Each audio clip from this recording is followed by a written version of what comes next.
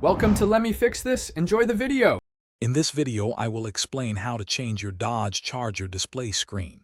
First, let's prepare. You will need a plastic pry tool and a Phillips head screwdriver. Begin by lowering your steering wheel to give yourself more room. Then, using your pry tool, gently work your way around the dash bezel, carefully releasing all of its clips. Remember to disconnect the negative terminal of your vehicle's battery for safety before you start.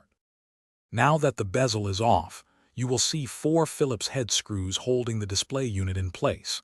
Carefully remove these 4 screws.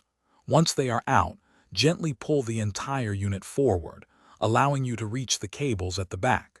Disconnect all of the electrical connectors. It's a good idea to take a picture of these connections before you unplug them.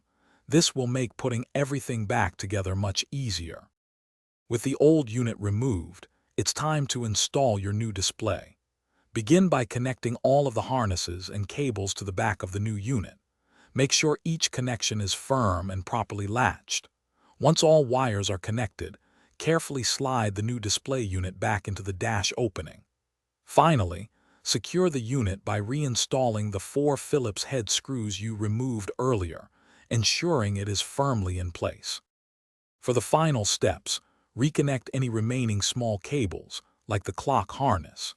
Then, carefully align the dash bezel and firmly snap it back into its original position around the display. Head to your trunk and reconnect the negative battery terminal. Once the battery is reconnected, start your Dodge Charger and thoroughly test all functions of your new display screen to ensure everything is working perfectly. Thanks for watching. If you found this helpful, don't forget to like and subscribe.